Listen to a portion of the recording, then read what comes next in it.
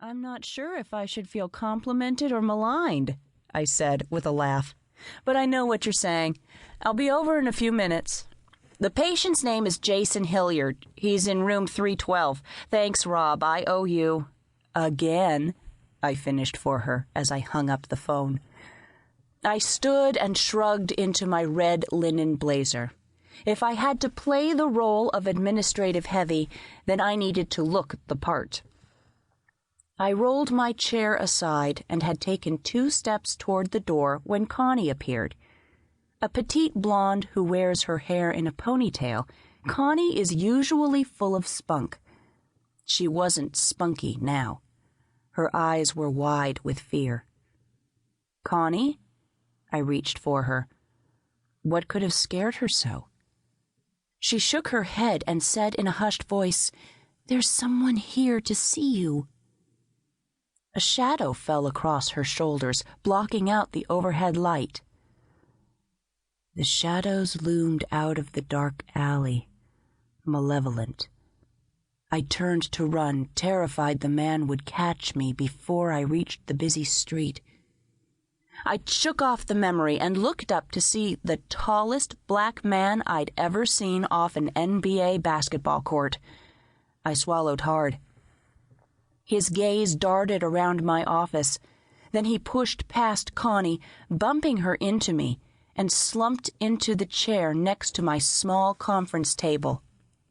His tattered clothes were filthy, and my stomach lurched at the powerful smell that quickly overpowered my small office. His gnarled hands clenched and unclenched in agitation. He could have been 60 or 30 or any age in between. It was impossible to tell. What did he want here? I grabbed Connie's shoulders and turned her toward the outer office. Pasting a smile on my face, I said, "Thank you, Connie. I'll take it from here. Oh, and would you pull the yellow file for me?" That was our secret code to call security.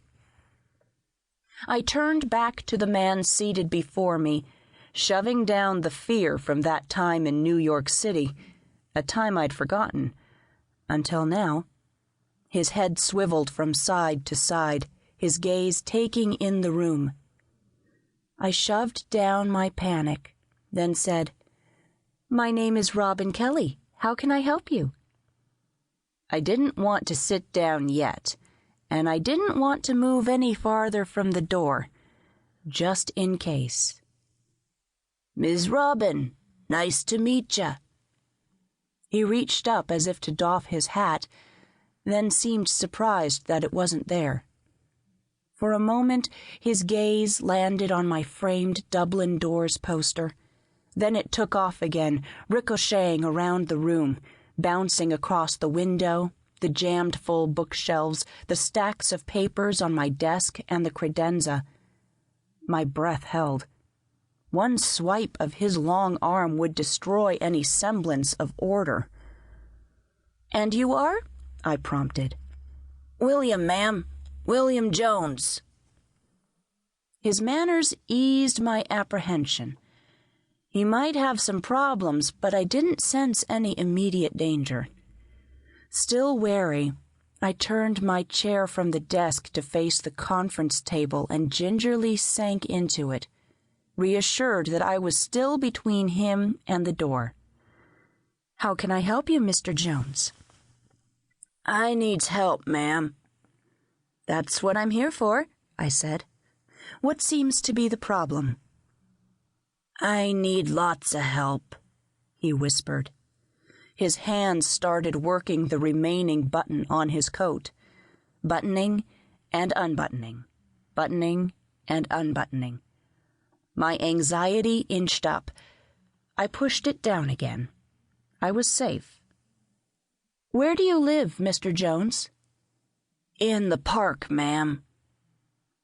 This was going to take patience. With the number of city, county, and state parks within a 50-mile radius, that didn't exactly narrow it down. "Which one?" "Central, ma'am." That stopped me. Central Park?